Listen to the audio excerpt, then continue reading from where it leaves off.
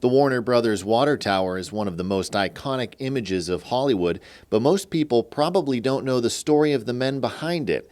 Telling that story is the mission of the historic Cascade Theater Museum in Newcastle. Why it's here is the easy part, really. It's historically significant in that it's the birthplace of Warner Brothers Studios. Jerry Kern is the president of the Board of Trustees for the museum.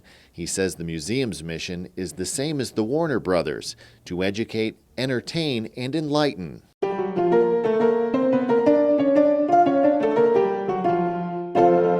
The Warner Brothers, Albert, Sam, Harry, and Jack, immigrated to America with their parents in the late 19th century, eventually settling in the Smoky Hollow neighborhood in Youngstown.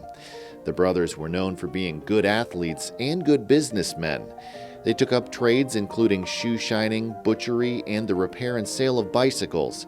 It was at this time they bought a portable projector and began showing movies at fairs and other social events, which was fine in the summer. They soon realized that people were not willing to sit outside in a tent and watch a movie.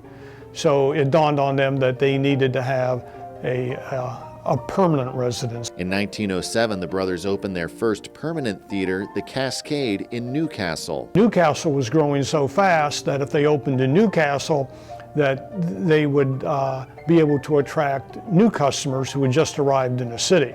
Since they'd spent all their money on a projector, they had to cut a deal with a nearby funeral home to borrow its chairs so people could sit.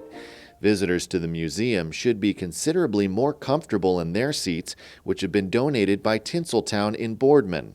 Now they're used, but when they clean up, they look, as you can see, they look like they're brand new.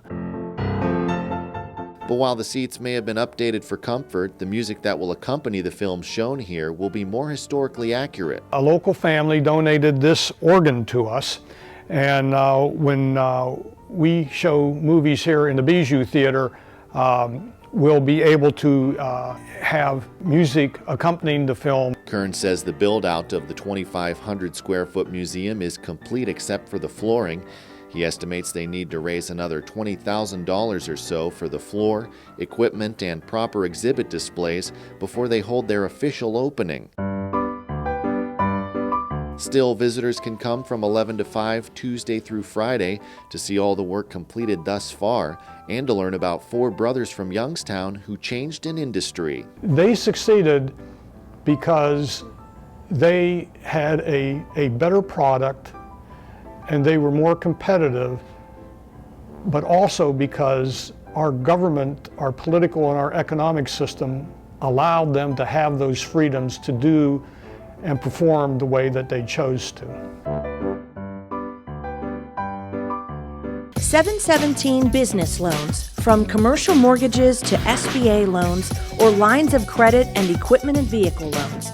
717 Business Loans, big and small. We've done them all.